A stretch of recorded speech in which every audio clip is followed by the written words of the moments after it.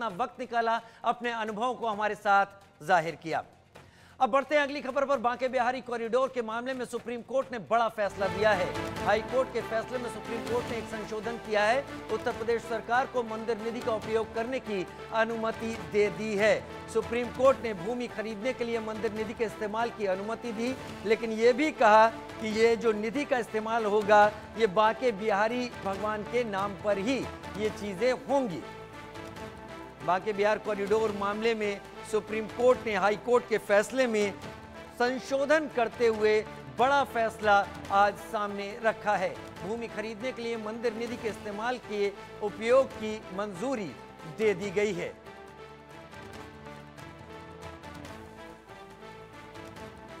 संभव शर्मा दिल्ली से मेरे साथ जुड़े हैं, वीर नारायण शर्मा मथुरा से मेरे साथ इस वक्त जुड़ गए हैं। संभव, सबसे पहले मैं आपका रुख करूंगा, मेन पॉइंटर्स क्या है, मेन पॉइंट क्या है सुप्रीम कोर्ट के इस फैसले में? संभव।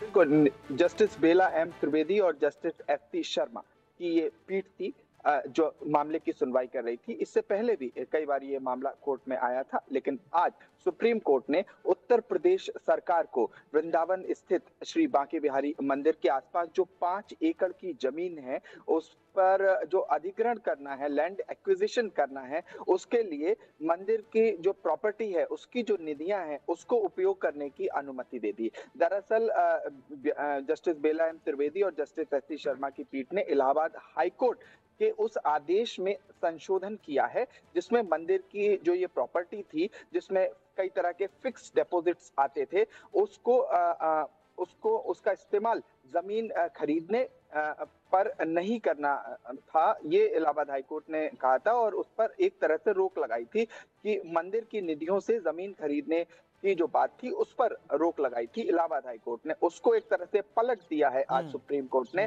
और उत्तर प्रदेश सरकार को श्री बांके बिहारी मंदिर के आसपास जो जमीन है उसके अधिग्रहण के लिए अनुमति दे दी है। और साथ ही साथ एक शर्त लगाई है, एक कैविएट है, एक शर्त है। उसमें ये कहा गया है कि अधिग्रहित जो जमीन है उसका जो पंजीकरण है वो मंदिर के देवता जो कि श्री बांके बिहारी हैं उनके नाम पर किया जाएगा। और कोर्ट ने जो फिक्स डिपॉजिट है मंदिर के, जो एफडीज हैं जो मंदिर के नाम पर हैं, उसका इस्तेमाल, उसके धन का इस्तेमाल, उपयोग करने की अनुमति यहाँ पर दे दी है। तो ये एक बहुत महत्वपूर्ण फैसला है क्योंकि एक कॉरिडोर पूरे एरिया में बन रहा है जो कि उत्तर प्रदेश सरकार की निगरानी में बन रहा है और उसको तैयार करने का 500 करोड़ का एक मसौदा, एक योजना उत्तर प्रदेश सरकार ने तैयार की है। तो एक तरह से सुप्रीम कोर्ट का गो अहेड ग्रीन सिग्नल यहाँ पर उत्तर प्रदेश सरकार को मिला है। वीर नारायण शर्मा मेरे साथ इस वक्त जुड़े हुए हैं, संवाददाता हमारे मथुरा से इस वक्त जुड़े हुए हैं। वीर नारायण शर्मा, इस फैसले को लेकर अब बांके बिहारी कॉरिडोर को लेकर किस तरह की बातचीत वहां पर दिखाई पड़ रही है, लोग किस तरीके से ले रहे हैं? देखिए, बिल्कुल जिस तरीके से बांके बिहारी मंदिर कॉरिडोर की डीपीआर को तैयार की गई थी उसके बाद वृंदावन में विरोध के स्वर उठे थे, लेकिन ये मामला जो वृंदावन के जो लोग हैं वो हाई कोर्ट चले गए। हाई कोर्ट के बाद ये पूरा मामला सुप्रीम कोर्ट पर पहुंचा। सुप्रीम कोर्ट ने आज इसमें फैसला देते हुए कहा है कि वृंदावन कॉरिडोर की जो मामला था वो सरकार को क्लीन चिट दे दी गई और उसमें साफ तौर से ये कहा गया है कि करीब 5 एकड़ जो जमीन इसके लिए अधिग्रहण की जाएगी वो मंदिर के जो निजी फंड है उसी से की जाएगी और उसके जो अनुमानित लागत 500 करोड़ रुपए आएगी। तो आपको बता दें कि मंदिर के आसपास का जो 5 एकड़ का जो एरिया है वो रिहायशी एरिया है। इसमें करीब 400 से 500 जो आवासीय मकान है वो अधिग्रहण किए जाएंगे कि उनको डेमोलिशन किया जाएगा क्योंकि वो तोड़फोड़ होगी। इसको लेकर काफी विरोध के स्वर अभी से वृंदावन में देखने को मिल रही है। हालांकि जिस तरीके से वृंदावन बांके बिहारी एक महत्वपूर्ण तीर्थ स्थल मथुरा का है और यह देश और दुनिया से करोड़ों की संख्या में जो श्रद्धालु भक्त आते हैं, क्योंकि जो एरिया है वो काफी छोटा था, इसकी वजह से वहाँ हादसों की झड़ी आए दिन लगी रहती थी क्योंकि कहीं ना कहीं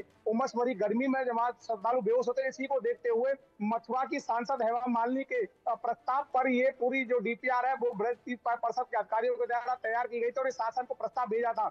लेकिन जिस तरीके से शासन को वृंदावन के लोग हैं, मंदिर से जुड़े जो सेवायत हैं, यानी कि स्थानीय लोगों तक ये जो विरोध वहां देखने को मिला था, उनका साफ तौर से ये कहना है कि मंदिर से ही जुड़ी हुई आजीविका है और सैकड़ों वर्ष पुराने जो वहाँ मकान बने हुए हैं उन्हें वहां से हटा बेदखल किए जाना न्याय हित में नहीं होगा, क्योंकि जिस तरीके से बेदखली होगी उसमें साफ तौर से ये कहना है कि कि जो उनका जो मुआवजा है वो अभी तक तय नहीं किया गया। मुआवजा सरकार देगी या मंदिर की ओर से उनको दिया जाएगा, ये अभी फिलहाल तय नहीं है, क्योंकि जिस तरह हालांकि ये कह दिया कि अधिग्रहण होगा, उनसे पैसा तो मिलेगा, लेकिन वो इससे संतुष्ट नहीं है, क्योंकि जिस तरीके से वो वहाँ परिवार के साथ रह रहे हैं, उनके वहाँ रहने सहने की दिक्कतों का सामना करना पड़ेगा। लेकिन श्रद्धालु भक्त जो आते हैं उन्हें बड़ी राहत इस कॉरिडोर से मिलेगी।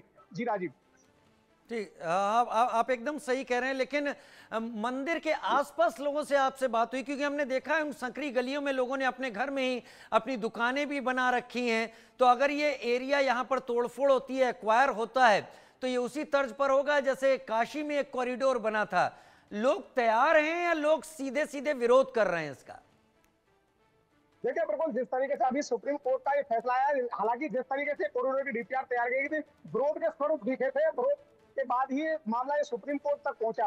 अब जिस तरीके से सुप्रीम कोर्ट ने इसे हरी झंडी दे दी, आप देखना यही होगा, क्योंकि फैसला अभी आया है और अब विरोध के और किस तरीके के जो वो लोग हैं अब क्या सड़कों पर उतरे या किस तरीके का विरोध करते हैं या फिर सुप्रीम कोर्ट के इस फैसले का स्वागत है, ये आने वाला वक्त ही बताएगा। राजीव, जिस तरीके से राहत इसलिए श्रद्धालु भक्तों की जरूर मिलेगी, क्योंकि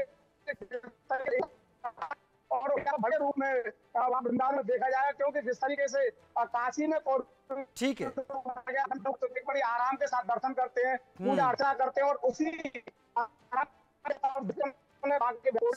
संभव मेरे साथ जुड़े हैं। संभव का रुख करता हूं इस वक्त। संभव, क्या मुआवजे को लेकर ये जो निधि का उपयोग करने की बात है, ये मुआवजे के लिए भी इस्तेमाल होगी या वहां पर जो विकास हो रहा है उसके लिए इस्तेमाल होगी?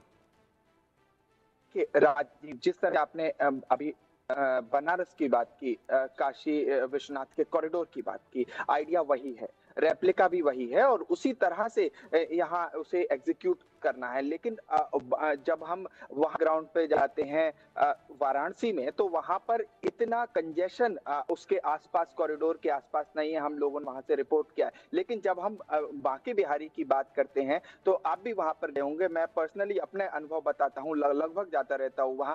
जो कंजेशन है वो बहुत ज्यादा है और एक ही घर में कई घर बने हुए हैं। लगभग मैं कह सकता हूं कि बांके बिहारी के पूरे इर्द गिर्द कम से कम 1000 से 1500 तो लोग ही रहते होंगे और बिल्कुल आसपास। और ऐसे में कॉरिडोर बनाना अपने आप में एक बड़ा चैलेंज है सरकार के सामने। और जो भूमि का अधिग्रहण है उसको लेकर भी अलग अलग तरह की चुनौतियां लोकल से भी मिलती रही हैं और मामला अलग अलग कोर्ट में रहा। पहले ये मथुरा कोर्ट में मामला रहा, फिर इलाहाबाद हाई कोर्ट में और finally green signal Uttar Pradesh सरकार को यहाँ से सुप्रीम कोर्ट से मिला है। लेकिन अब ये देखना होगा जब वहां पर, स्वाभाविक है अगर कॉरिडोर बनेगा, ऑर्गेनाइज चीजें होंगी, चूंकि ये 500-600 साल पुराना बांके बिहारी मंदिर है और लोगों की श्रद्धा से सीधे तौर से जुड़ा हुआ ये बांके बिहारी मंदिर है। और साथ ही साथ एक लॉ एंड ऑर्डर की जो समस्या इसके मंदिर के इर्द गिर्द इकट्ठी होती है, खासकर संडे में दिल्ली एनसीआर के लगभग लोग वहां जाते हैं और भी इर्द गिर्द के लोग आते हैं, तो एक लॉ एंड ऑर्डर की वहां पर एक परिस्थिति खड़ी हो जाती है, क्योंकि वही 4-5-6 गलियां हैं जिससे निकलने का एग्जिट है। और हमने कई खबरें ऐसी देखी है जहां पर कुछ लोगों को अपनी जान गंवानी पड़ी है। जो इंफ्रास्ट्रक्चर है, जो एरिया है, सकरा भी है और बहुत पुराना विकास बहुत जरूरी है, जाहिर सी बात है। लेकिन उम्मीद है कि इस निधि का उपयोग अगर वहां पर लोगों के मुआवजे के लिए भी हो रहा है तो शायद वहां पर मौजूद उन गलियों का जो चौड़ीकरण है वो थोड़ा सा एक दूसरे के साथ बीच में एक रास्ता निकाल के हो पाएगा। बहुत शुक्रिया वीर नारायण शर्मा आपका मथुरा से जुड़ने के लिए और संभव दिल्ली से आपका मेरे साथ जुड़ने के लिए। एक छोटा सा ब्रेक ले रहे हैं, जल्द हाजिर होते हैं।